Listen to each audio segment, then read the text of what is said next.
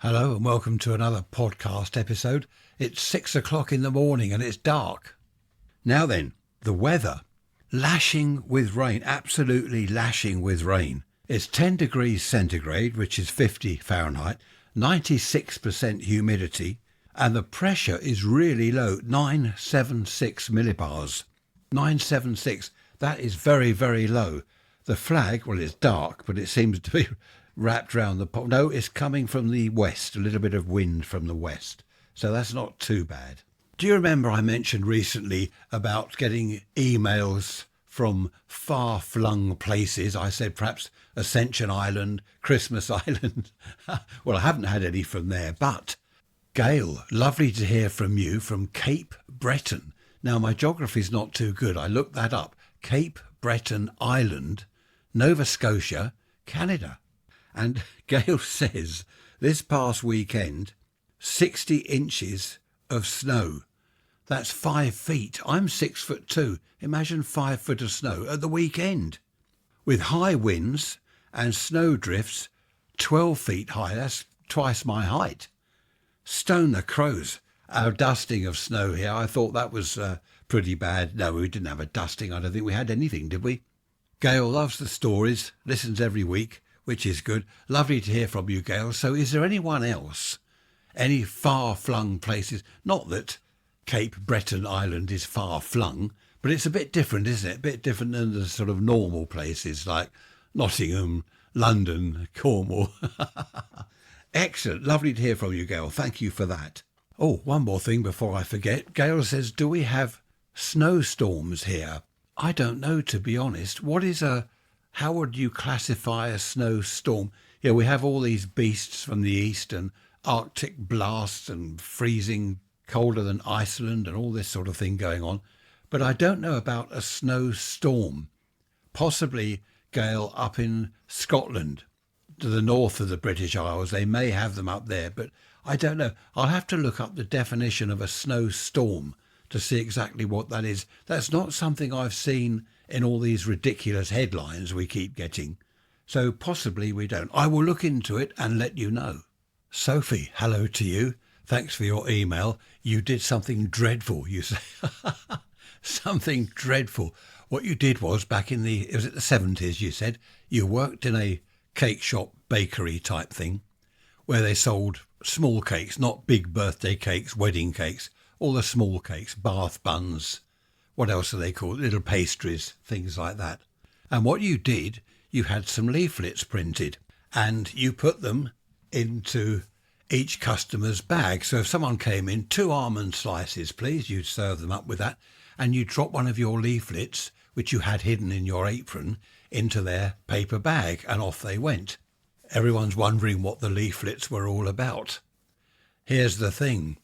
The leaflet said, wedding cakes, birthday cakes, made to your specification. Phone Sophie on blah, blah, blah, whatever phone number. Fantastic idea. Dreadful, but fantastic. The boss found out, inevitably found out, obviously. He's going to see the notices somewhere or someone's going to mention it to him at some stage. Sophie, he said, I want a word with you. You're sacked. You're fired. Go and get your coat now. She didn't argue. There was nothing to say, really. She was caught, red-handed, cake-handed, and instant dismissal. Sophie got her coat from the back room and was walking through the shop to the main door when he said, hang on, can I have one of your leaflets? So she gave him one of her leaflets and he said, I'll just put this here. He folded the bottom over where her name and phone number was, folded that over, put the leaflet on the counter for everyone to see. And she said, well, what are you doing? What's this about? I'll be taking orders for your cakes, he said. Each time I get an order, I'll give you a ring. And of course, I want a discount. That way you make a profit, I make a profit. She couldn't believe it. And she said to him, apparently, I thought I was sacked.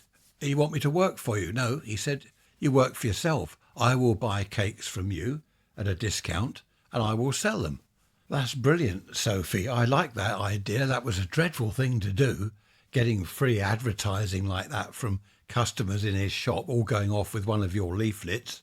It could have ended up a lot worse. You could have just been sacked and that was that. She went on, apparently, to do really well making cakes and ended up, many years later, with her own shop. So well done, Sophie. See, dreadfulness can lead to something rather good. But I'm not suggesting people should be dreadful. We went to the wetlands last weekend at Arundel, and it brought back many memories. I used to go fishing over there. There's the River Arun, and there was a small kind of river from that, or large stream, I suppose, from that had fish in, and I used to go fishing there. This is now the wetlands area, so it's all changed dramatically since I was there. But I used to go fishing there, and also in gravel pits, and up at Storrington there was a gravel pit there. You weren't allowed in there, but a friend of mine, we used to cycle up there together with our fishing gear and our boxes of maggots. Oh dear. We'd put maggots on the hooks and then eat our sandwiches. Right, moving on swiftly. You don't want to know that, do you? Here's the thing. I didn't like catching fish. I really didn't like it. I used to go to the river at Pulborough as well. I'd cycle there. Can you imagine? I would cycle also to Arundel and back. Miles. Now, here's the thing. I didn't like catching the fish, so I didn't put any bait on the hook. Now, you might think that daft, but it was rather good. In the end, I didn't even have a hook. I had the float with a few weights hanging off underneath on about, 2 feet of line, just a few lead shot, and I'd sit there watching the float bob up and down. Lovely summer's day in the sunshine. The odd walker would go by and say, "Have you caught anything?" "No, not yet," I'd say. "Nothing yet." One or two people would say, "What sort of bait are you using?" And I'd just say, "Oh, maggots." "Oh, okay, yeah, you should do all right with that." Off they went.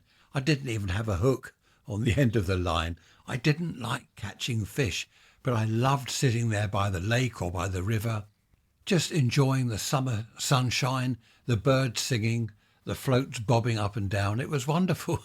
People thought I was mad. Well, the few people I told thought I was mad. Talking of fishing, we watched Out of Town on Monday evening, was it? Jack Hargreaves, yes, 6:30 Monday evening on Talking Pictures.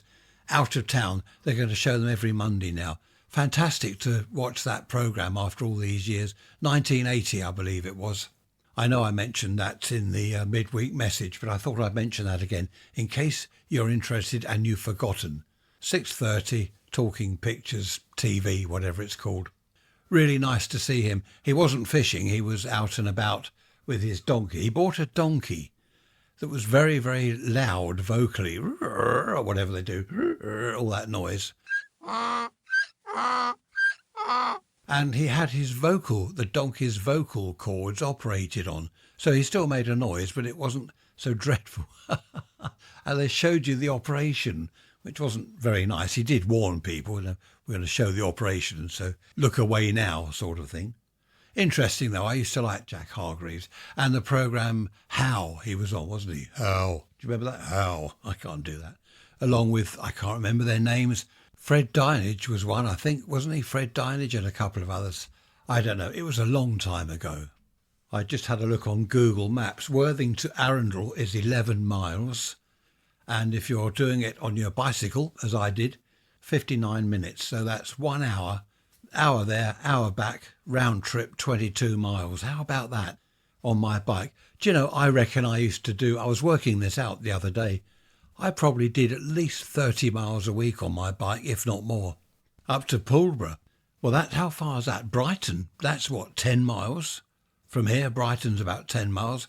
We used to cycle all the way along the seafront to Brighton and back, obviously, and thought nothing of it. This is when I was, 12, 13, 14. Thought nothing of it. Oh, let's go to Brighton. OK, off we went. Take a few sandwiches, a bottle of pop, and off we went. No wonder we kept fit. I've just checked Pulborough on the map from here. 15 miles, 30-mile round trip. Can you believe it? 30-mile round trip to go fishing at Pulborough by the bridge there, if anyone knows it. Lovely spot. I did have was it a piscatorial? What's that fishing licence you get? Piscatorial or something licence. Be careful how I say that. Used to go and pay a shilling or something in one of the cottages, a kind of row of terraced houses. You go in there and get your fishing licence for the day or something. 30-mile round trip on my bike. Struth, I don't think I could cycle to the end of the road and back now. There was one dreadful thing I did, seeing as that's the kind of subject at the moment. When I was young, cycled up to, I won't tell you where, near the woods, cycled up there, climbed up a tree with my bag. I had an old canvas army type bag, and in the bag was a telephone. I don't know where I got the telephone, the old dial type telephone, and on the end of the wire I put a couple of what we call crocodile clips or alligator clips, you know. So I'm up this tree and all the phone lines are running through the tree. Dozens of them.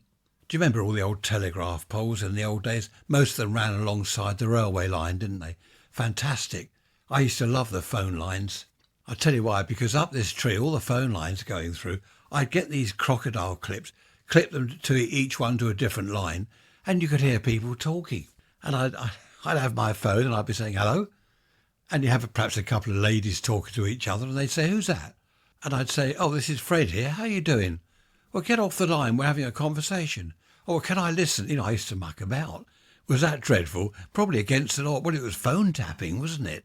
I better not admit to that. No, it wasn't me. It was a friend of mine. Happy days. That was great fun. Just going back to my cycling days. When I was 14, I had a girlfriend who lived in Washington. That's 8 miles north of here. I went up there and back on my bike every Saturday to see her. I didn't go in the week. Of course, the thing is, you couldn't do that these days. The roads are just so busy with traffic. I know some of you have said, oh, you compare when I was a boy back then to these days. There's no comparison, really. I do understand that. Because cycling, for example, the school I went to, 600 boys there, most of them went by bike. And there were shoals of bikes. Can you have shoals of bikes? Flocks of bicycles, all going to this sort of hub, this centre point where the school was. And then at 4 PM, millions of bikes, well, not millions, only 600 boys there, but all going home again. These days you couldn't do that. The roads are too dangerous. I wouldn't cycle anywhere on the roads now. I know a lot of people still do, but I wouldn't do that now. It's too dangerous. You only want a driver glancing down at his radio or looking at their phone, which is illegal, but they do it. You've only got to have a driver lose concentration for a second or two and he could hit a bike. And of course the driver would be okay, but the chap on the bike would not be okay at all. So I wouldn't go on a bicycle. I just don't like the idea of it. I'm sure I'm right. You know, I must have done 30 or 40 miles a week on my bike every weekend. Anyway, there we are. That's enough of my bike. I fell off it in the end and ruptured my liver. That was the end of my cycling. I don't think I've been on. Yes, I have been on a bike since. 30 years ago, I had a racing bike and I started to use that. Yes, that was about 30 years ago. I started to use that just to go locally to the shop or wherever I was going. And what happened to that? I think it got stolen. And then that was the end of the cycling altogether. Another dreadful story now. Well, a story about being dreadful. The story isn't dreadful. This is from Glenn. Hello, Glenn. He says his dad used to work away all week. He'd go to London on the train and he'd be gone all week. And his dad left the car at home. Now, Glenn wasn't allowed to use the car. And his dad would check the mileage. Before he went away for the week, he'd check the mileage, make a note of it. So what Glenn used to do was climb under the car, disconnect the speedometer from the gearbox. I don't know whether you remember the old cars. You could unscrew it.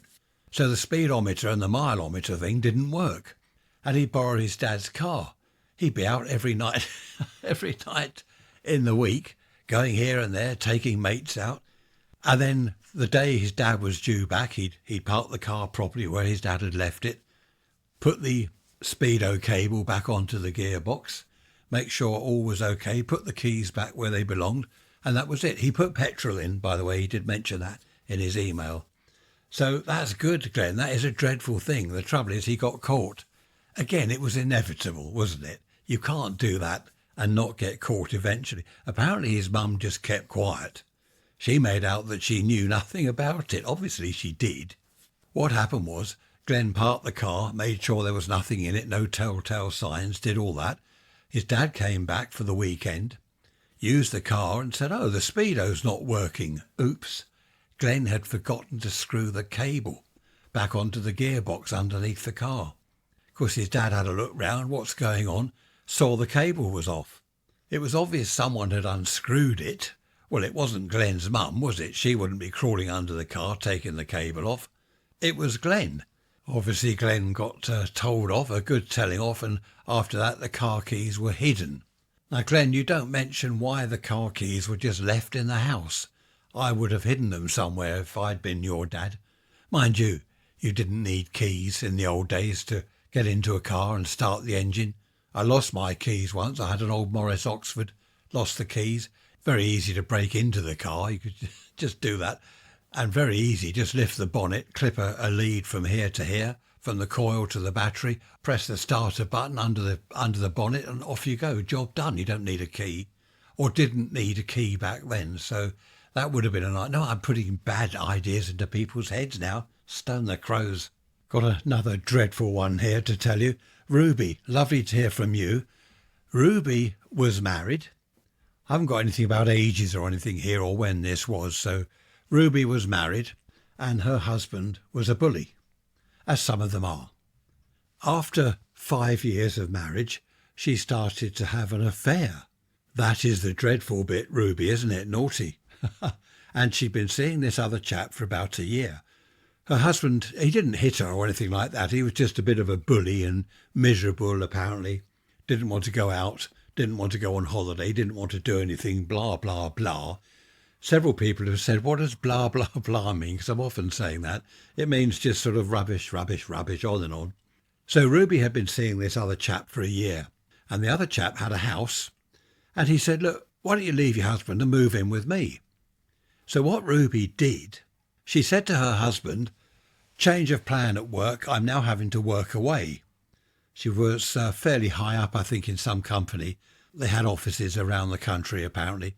So she said that she was going to have to work away Monday to Friday in some office elsewhere, so she wouldn't be home till Friday. Her husband wasn't bothered. So on the Monday morning, she went off to work, and Monday evening went to the other chap's house, moved in with him basically for the week.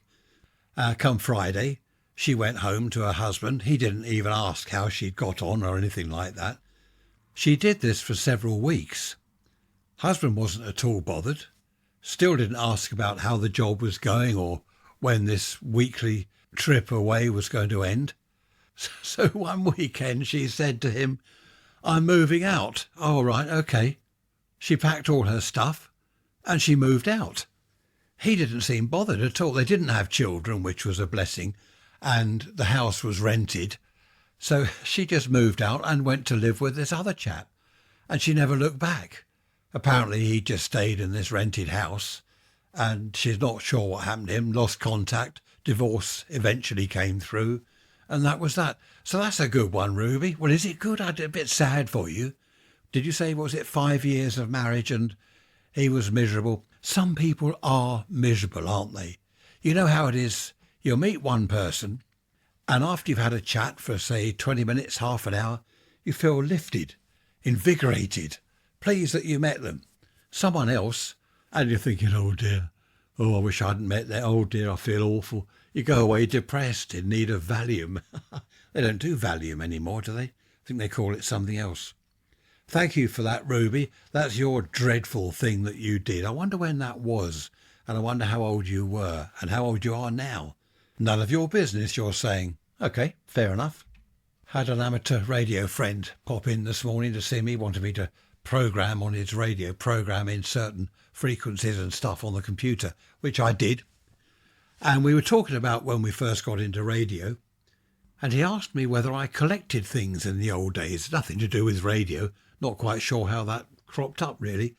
And I said I collected cigarette cards and dinky cars and toys and stuff like that, Meccano. And he collected old photographs, which is quite amazing. Not of him or his family or anything like that, but he would go round, this is back in the 60s, he's older than me. Back in the 60s, he'd go round antique or junk shops, whatever they were called. Well, bric-a-brac, wasn't it? Bric-a-brac shops, I think they used to be called, whatever they were. And he'd buy up old photograph albums, you know, £0.50. That's 2 and 6pence if you're not old, 2 and sixpence, or could even be 2 and sixpence halfpenny. Do you remember all that? That's £1, 17 and sixpence, 3 farthings. How I ever worked that out? Well, I didn't, did I? I didn't work out money. And he had a massive collection of black and white and the sepia type photos, and some of them, it turned out, were quite valuable. He was telling me that later in years, he didn't know what to do with them. You know, when he was young, it was great fun collecting all these, and some of them had writing on the back so you knew what it was, the date, where it was. As the years passed, the decades passed, he got fed up with that. What do I do with this lot? And he went to some dealer somewhere in London. I don't know whether he went specially or just happened to be up, I don't know. And he got several £1,000s, would you believe? He'd paid next to nothing for these over the years, just collected them. And once people knew he was collecting photos, he was given photos. People would say, oh, I've got an old album you could have. I know many times in the past I've talked about people collecting things, but it is interesting, isn't it? Some of the weird and wonderful things used to collect. I told you about that chap, didn't I, a little while ago, that collected anything and everything, and his house, well, his room, then his house, ended up looking like a museum. He just collected anything and everything, an old tin opener from the 1920s. Now you might think, well, that's a waste of time, but no. How many people have got a 1920s tin opener to display? None of you. I haven't. So that must be quite valuable. Not that I want it. I wouldn't want it even if he paid me to take it, but it is a collectible item. The thing is with junk, or whatever you want to call it, if it's old, then it's worth collecting, not purely for the financial value or gain, but to save it from being lost. That's what a lot of people used to like when I restored their vintage radios. You know, someone would come to me with a 1940s radio. This was my mother's wedding present, or this was my grandmother's back in 1940. It had been stuck up in the attic for decades, and I restored the whole thing, the cabinet and everything. When they picked it up, it worked well, it looked good, they were just amazed. It was really nice to see the kind of delight on their faces, I suppose. It was really nice. And I made a few quid out of it, of course. That's what it was all about. It was a full-time job for me. I didn't rip people off, but I had to obviously make a living. They were delighted because the radio that had been Granny's back in 1942 or whenever was now up and running and working again and looking good. So yes, it's nice to keep old things. Look at cars, old vintage cars that people keep. I mean, some of them, they go back to 1910, 1920, some of these old cars. The London to Brighton car run, you know, the vintage car run, that's good fun. We don't go a great deal, but we have a few times. We've been up somewhere on the route, found somewhere to park, sit on the route where they come along, and they all toot their horns, burp, burp, as they go chugging past. It's fantastic. We take photos and wave. They're really fantastic, these old cars. The moral of the story is it's great that people look after some of this old stuff. Otherwise, it would all be lost, and none of us would ever see anything like it again, apart from photographs, of course. I wonder whether any of today's cars, like a 1924 Vauxhall or Ford, whatever, will be one day a collectible car. 50 years' time, the thing would have fallen apart, with all due respect to Ford and Vauxhall, of course. Can you really see any of these modern cars becoming a valuable vintage car? I can't. I suppose if someone buys a car, uses it for a couple of years and then garage it, or garage it from new if you can afford to do that, just put it away, then in 50 years' time it might be worth, I've no idea what it would be worth. It might be worth something, mightn't it? Look, there we are, I've got a 2024 car, 50 years old. I don't know. Will there be cars? Will there be petrol? That's a thought, isn't it? 50 years from now, will there be petrol and diesel around?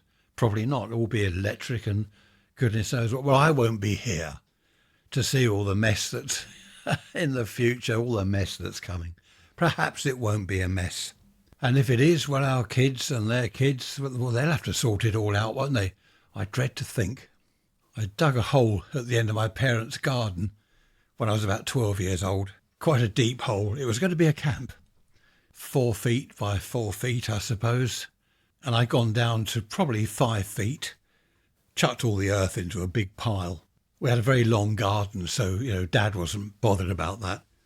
And it was quite good. I put a piece of wood over the top, or several bits of wood, and it was a good camp. I had a torch down there and one or two other bits and pieces. It was a really good camp. This was in the summer, of course. It wasn't raining a great deal because it would have flooded. Well, it did flood later. And one day I had this idea of tunnelling under the ground to extend the camp. I tunnelled with a friend of mine who helped me. We tunnelled under the fence and under the neighbour's garden, under his vegetable plot. This is a dreadful thing I did. I'm not so innocent as I make out. Well, I don't make out I'm innocent, do I? We tunnelled 4 or 5 feet. What was the tunnel? I don't know. There was probably about 3 feet of earth above the tunnel. So I can't remember exactly. We tunnelled under his vegetable plot. And it was great until it did rain once. And the following morning I went out there. It had stopped raining, been raining all night. And I looked over the fence. It was one of those chain link, fences, not wood. You could see through it. Are they chain link? Whatever they are. Looked over the fence or through the fence, and his vegetable plot had caved into my tunnel. He was standing there. He didn't see me go down the garden. He was standing there, hands on his hips, looking at his vegetables, shaking his head. He knew what had happened. He could see my sort of camp the other side of the fence. And he turned and saw me. "You," he said, oi, come here. What have you done?" "Nothing." He said, "You've tunnelled under my garden, haven't you?" I said, "Well, a little bit, yeah." And, he laughed. I thought I was in trouble. He laughed. He said, "That's exactly what I did when I was young." He said that he was always tunnelling, him and his friends, always tunnelling in the garden. And he told me a few stories about his escapades and what had happened, and he'd been told off. I helped him pull his vegetables out of the hole, and I had got a couple of friends round, and we filled it all in with the mountain of earth, and that was the end of that. But I thought I was going to be in serious trouble. Great fun, though. That's what we did as kids. That's what he did. Telling me his stories about when he was a kid and the dreadful things he did. I think it's good that kids do dreadful things, as long as it's legal, of course. Don't want to do anything illegal. Is it illegal to tunnel under someone else's garden? Probably there's probably some bylaw somewhere, isn't there? Happy days. I used to go scrumping for apples and pears. That was good fun. Go home with paper carrier bag full of apples and lovely pears, beautiful British apples, really nice. My mum used to say, "Where'd you get that lot from?" Oh, they were in the road. Just in the road. They'd fallen off this apple tree. Yeah, right, okay, just in the road. Of course, we got caught a couple of times scrumping apples and things. "Oi, what are you doing? Get out of my orchard." And we'd run like mad, clamber over the fence or through the bushes, wherever it was. Now, that's illegal, isn't it? I suppose that's stealing. So, mind you, I do say even these days, if it's illegal, it's got to be great fun and really worth doing. Now, I'm not talking about dreadful illegal things. I'm talking about pirate radio. That's illegal, but it's rather good, isn't it? I mustn't incite people to pirate, must I? But you know what I mean? It's not mugging old ladies or smashing up things. Pirate radio is good for the country. I think it gives people more of a choice of music to listen to. And it's illegal, but not to worry. I don't know whether my mother's going to listen to this episode. She does listen to a few of them. I've murdered her geranium plant. Stone the crows. She said, "Where am I going to put this for the winter?" Because she lives in a flat and she's only got a balcony thing. I said, "Oh, I'll take that home." And Trish will say, "Yeah, we'll take that. We'll put it in the pergola under the plastic roof there. They'll keep it dry for the winter, keep the frost off it." Well, we did keep it dry. I didn't water it at all. And all our geraniums. I had 2 long tubs of geranium, troughs or whatever. And they're all dead. I didn't water them at all.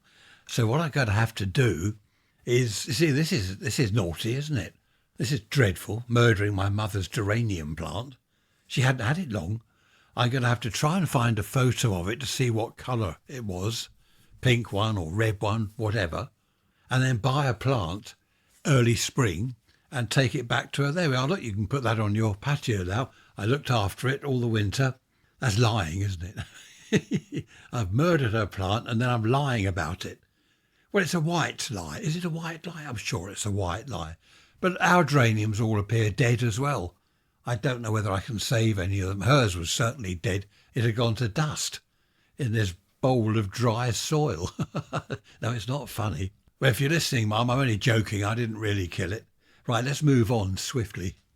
Talking of alcohol and beer, which we weren't, when I was young, when I was a boy, my first drink was port and lemon. I was 8 years old and my grandmother was drinking port and lemon and I had a sip and I said, that's nice. So she poured me a glass. Don't tell your mum, she said. So that was really nice. But moving on to sort of 14, 15, you know, when you start trying things, I tried brown ale, a bottle of brown ale. That was nice. Then when I could sneak into pubs underage, I'd have a pint of mild, which was nice. But I went to a pub a little bit later on with I was underage all this time, remember. When I actually got to 18, I'd been drinking all this other stuff. And in a pub with my future brother-in-law, and he bought 2 pints of lager. Now, I hadn't tried lager before. I drank half of it and sort of made weird, peculiar facial expressions. And he said, you don't like that, do you? And I said, no, it's disgusting. And I still think lager's disgusting. Anyway, he said, well, I'll finish that half if you're going to leave it. So he finished it off. I was used to far better things than lager. That first bottle of brown ale I ever had, that was near the Boys Club. Do you remember I mentioned the Boys Club the other day? That was a little pub round the corner from the Boys Club that had an off licence. And I went in there, and I think it was 1 and sixpence, halfpenny, whatever it was.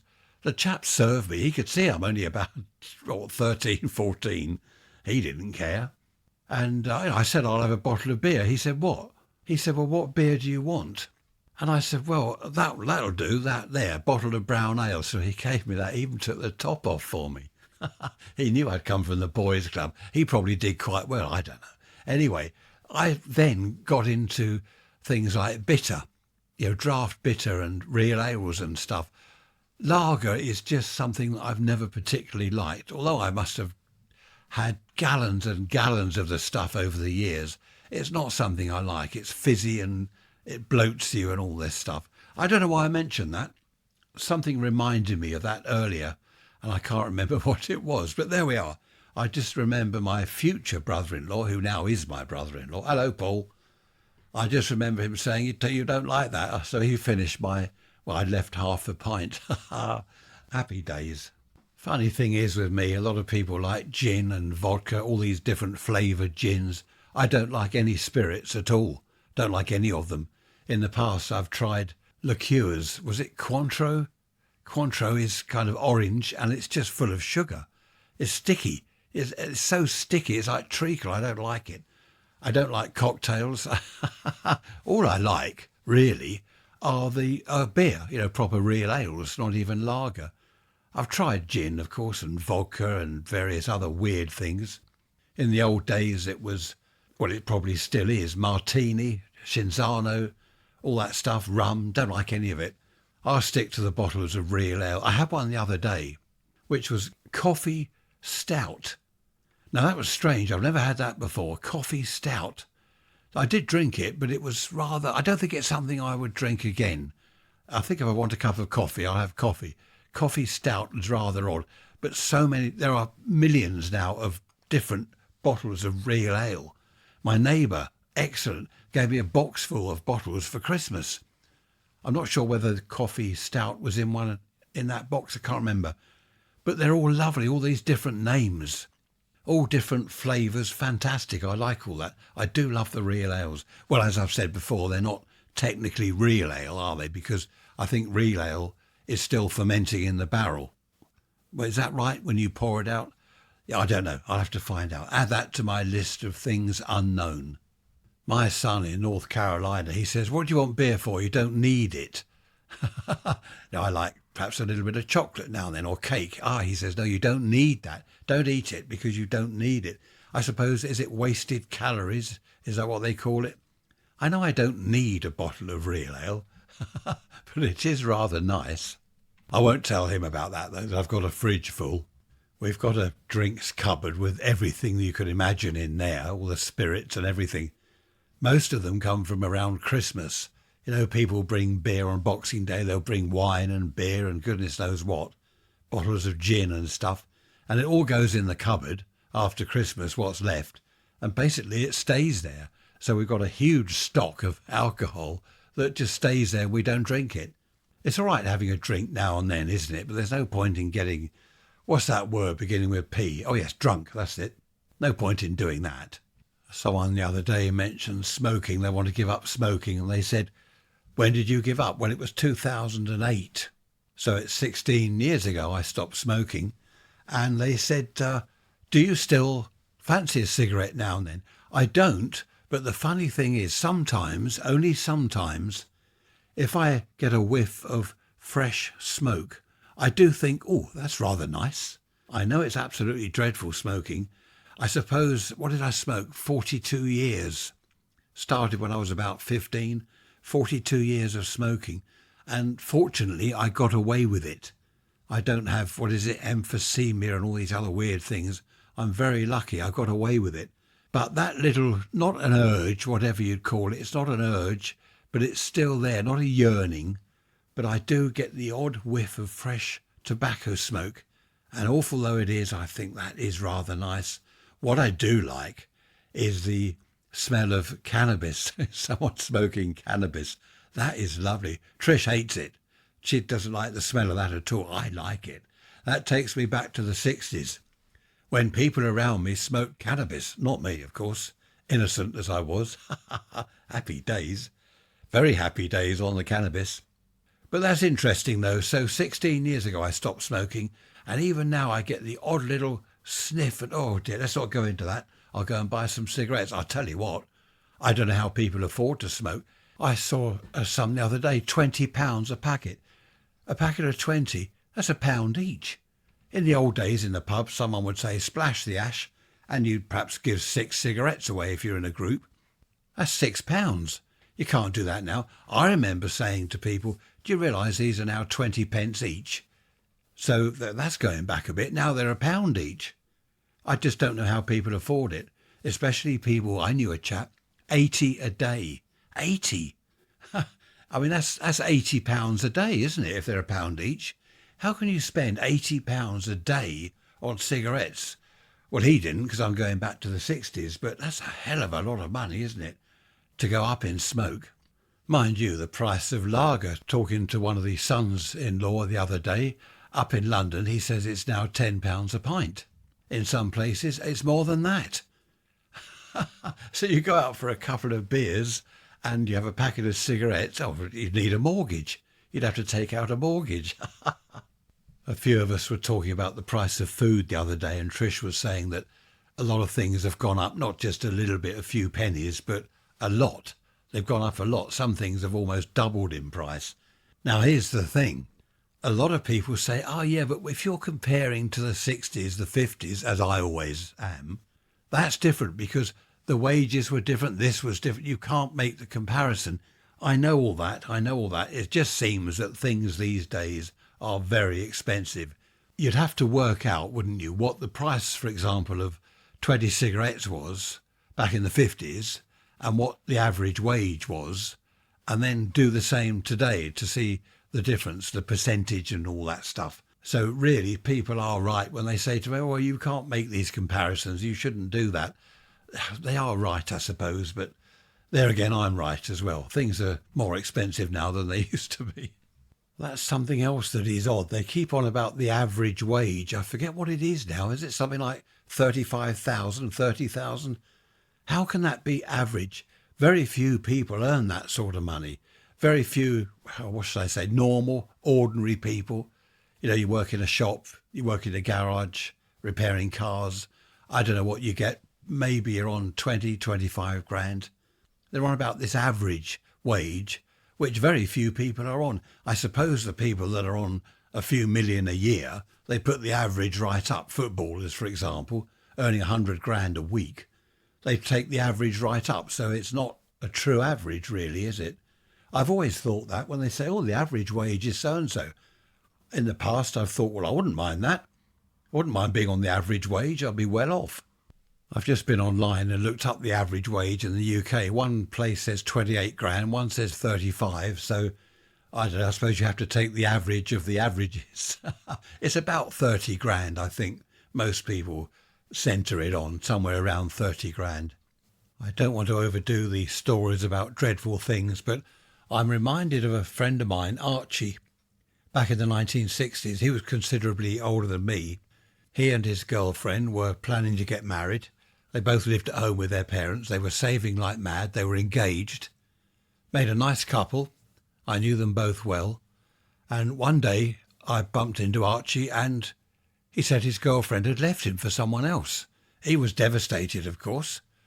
They'd shared out their savings, so that was all above board and fair. But he was devastated. They'd been together for, let me think, I can't remember, say a year, 18 months, planning to get married, all sorts of plans they were making for the future. And suddenly she left him for someone else. It wasn't Archie in this case that did the dreadful thing, it was his girlfriend, I won't mention her name. Archie had always done the football pools. Who remembers the football pools in the UK? A lot of people did them religiously. My dad did. I never got into that. Archie did, though. And only 3 weeks after him and his girlfriend split up, he won the pools. He won, I think it was about 3,000, which was a lot of money back then. This is when average house prices were, about 3,000, were they, in the 60s? Must have been, because he went off and bought a house. Of course, his ex-girlfriend got to hear of this, tried to get back with him. Archie didn't want to know her, of course. He was in his house. He was doing very well. No mortgage, no rent to pay. He was literally laughing all the way to the bank, as they used to say. Why do they say that? I've no idea. As the years went by, I've lost touch with Archie now. I think he went to Australia. A lot of people went to Australia. Must be because it's nice and hot there. And Rob's there. Hello, Rob. Archie met someone else. They got married. They had children. And his ex-girlfriend never, ever gave up. Even when Archie's married with children, she was still pestering him. I didn't mean to leave you and all this business. I know it wasn't fair. Take me back. Get rid of your wife. Take me back. She was crazy. It really had blown her mind to think that she'd left him. And within weeks, he won 3 grand. I'm pretty sure it was about 3 grand. So that was a dreadful thing she did that didn't pay off, did it? That'll teach her. It's now Saturday. The sun is shining beautifully. Just been out into the garden. Things are in bud. There are things popping up from under the ground. Excellent. Just got back from my mother's.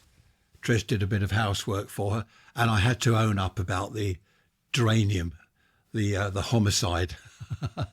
And she laughed. My mum laughed when I said I've murdered it. But I will get her another one because we've got to replace ours. Talking of looking after things for people, a friend of mine, this is years ago, he looked after a mouse. His neighbours were off on holiday abroad somewhere, and their son had a mouse, a pet mouse in this cage. I'll look after that, he said. When they got back from holiday, the thing had died. He'd looked after it properly, he'd given it food and water. He just found the thing dead one morning. No apparent reason. He was looking round various pet shops to try and replace it, and he found one that was similar, not identical, but similar. And when the people got back, he took the mouse back next door and said, there we are, look, he's okay. The boy just said, oh, thanks for looking after him, and didn't seem to notice. So that was the result. That reminds me of another mouse tail. No, sorry. My mother was here once, and daughter number 3 said, look, there's my little Russian hamster. He's asleep in my hand.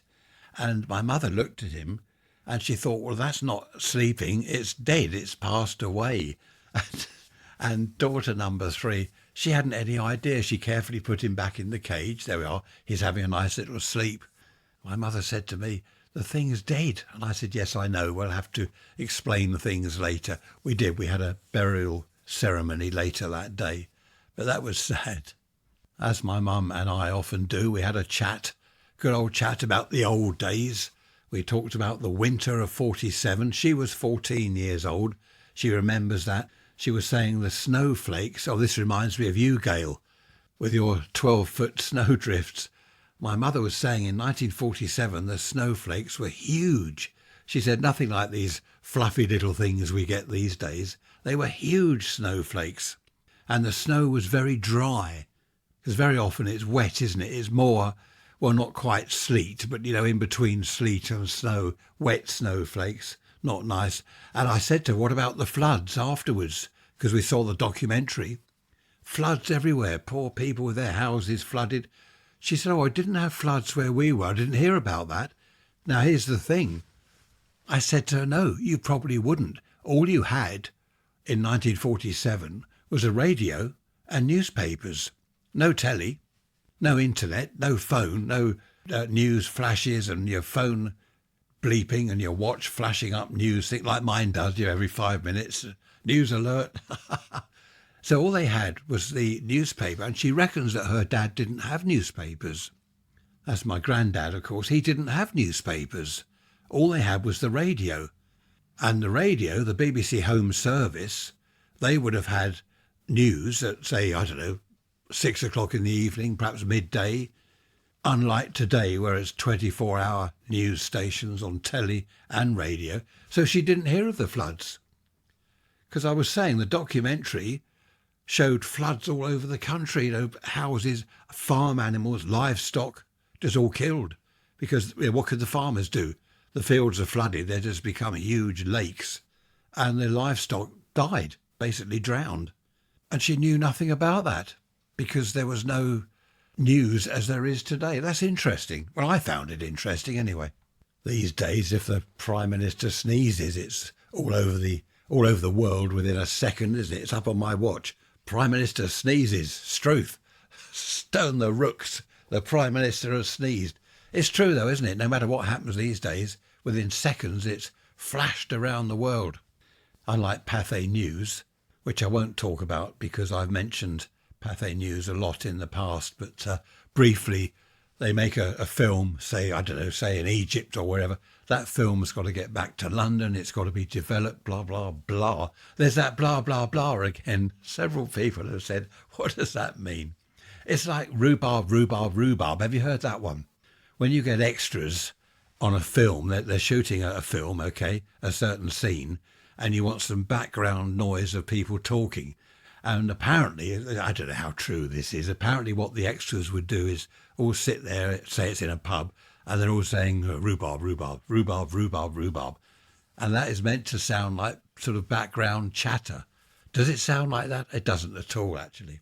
Was it Peter Sellers in a film? He was in a lift.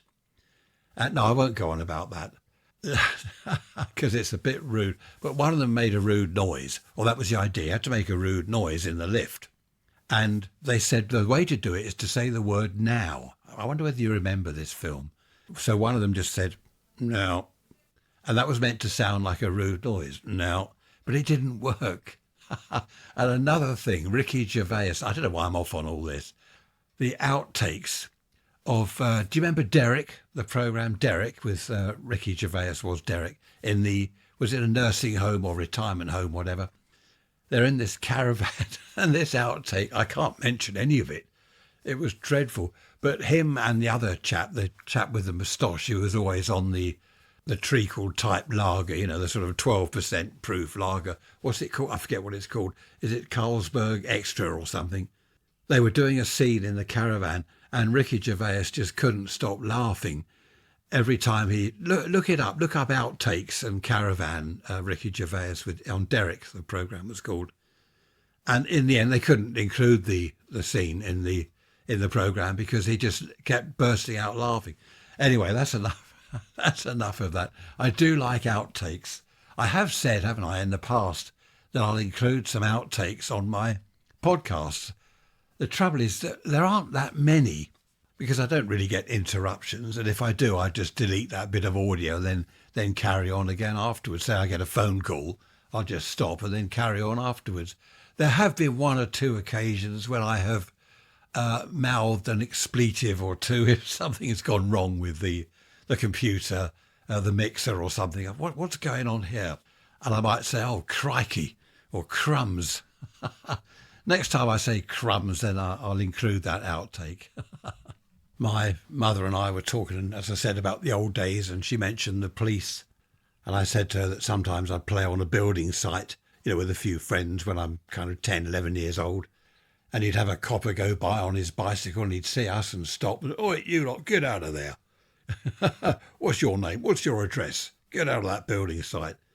And you'd even get a clip round the head, clip round the ear, a slap round the head from the copper. And she said these days the policeman would end up in court or end up in prison or something. You'd have the parents go to the police station and complain and stone the crows.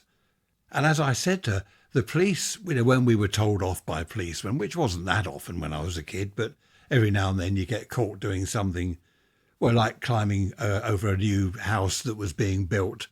We'd be going up and down the ladder or playing around somewhere in the building, the half-built house.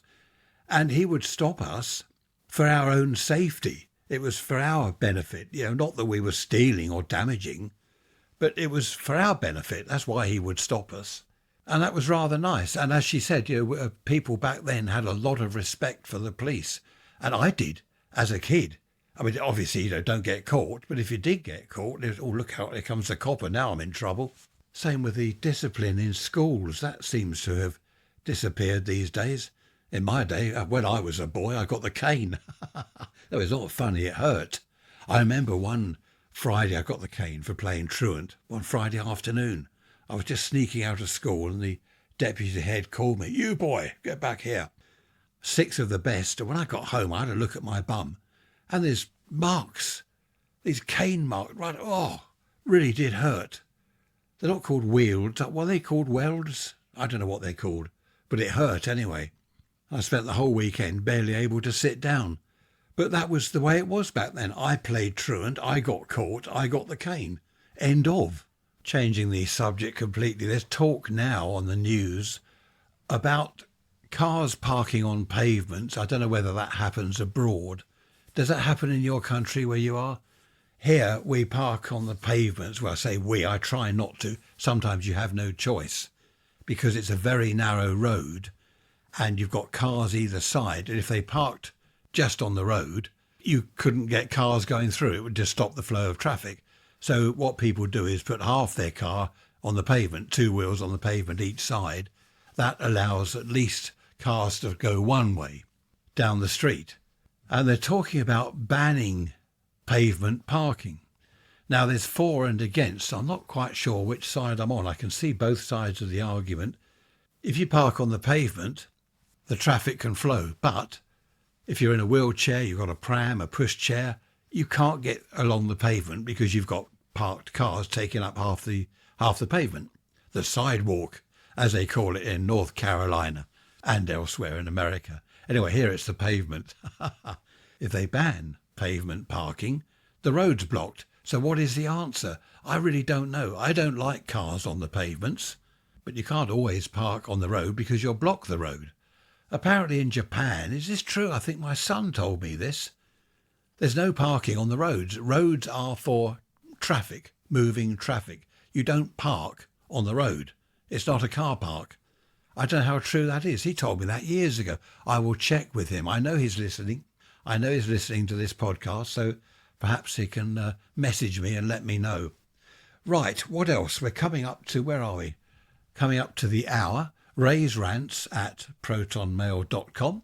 If you want to praise me or moan at me or tell me how deep your snow drifts. There we are. Where Gale is, 12-foot snow drifts, 5 feet of snow in one weekend. Can anyone beat that? Anyone up in the Arctic, Antarctic down below? Anyone there? Got the internet, so you can email me. Love to hear from you. That would be good, wouldn't it, to get an email from the North Pole or the South Pole. I know they have research stations and whatever there, and they've got radio. I wonder whether they have internet. That would be good. Anyone at the North Pole? That reminds me, sister-in-law's off to Lapland. Is it next week or the week after? Nice and cold there. They're hoping to see the lights, the aurora. But apparently it's a bit hit and miss. I've never been up there to see the lights. I would like to, but I don't like the cold. Now, if the lights were somewhere down the Mediterranean, then I'd probably go and have a look. But they're not. They're up the north, aren't they? Cyprus. I've written Cyprus here. I've been there a few times, and one thing I've noticed, their pavements, the curbs, are in most places about a foot high. And I thought, well, why is that? Why are they a foot high? It's a bit dangerous. You got to step off the curb and you could trip or whatever. And a chap there that ran a bar, I asked him, I said, why are these pavements a foot high? He said, it's so cars don't park on the pavements. Well, that's an idea, isn't it? There again, imagine the cost of raising all the pavements up by a foot. That would cost a fortune. Oh, the other thing they're talking about is cutting the pavement width in half. Now, that might be okay on some very wide pavements, but a lot of them are very narrow as it is. So widen the road and take half the pavement away each side of the road. I can see the idea of that, but is that going to work? Basically, and I know I've said this 100 times before, there are too many cars, too many people, too many cars. That's the problem. The majority of the roads in Britain were built, well, like ours, well over 100 years ago.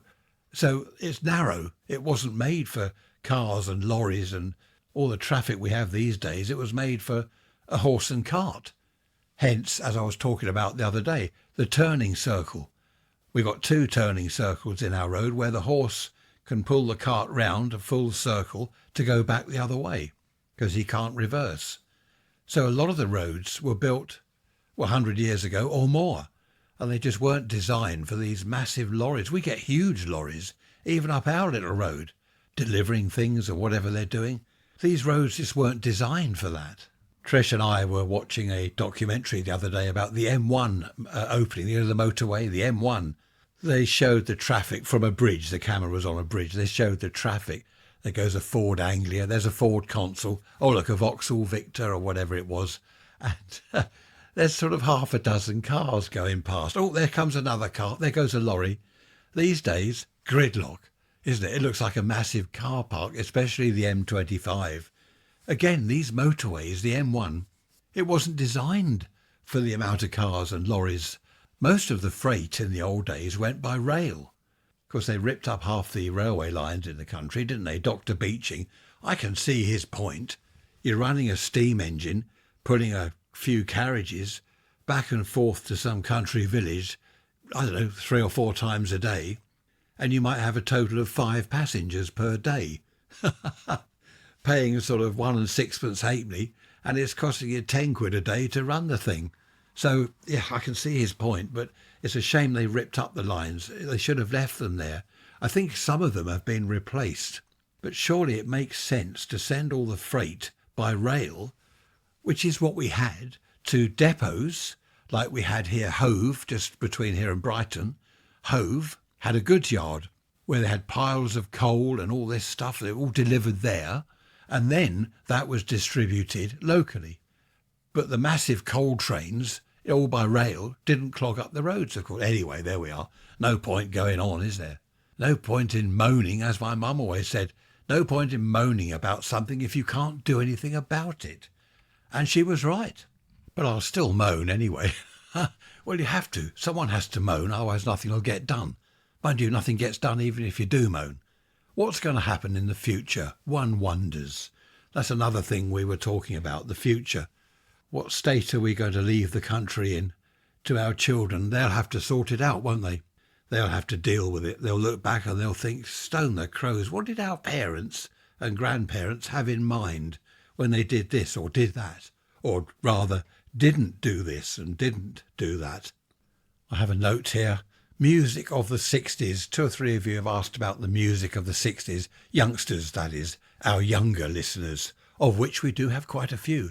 I won't mention that now because the hour's up, but perhaps I'll talk about music of the 60s next Sunday.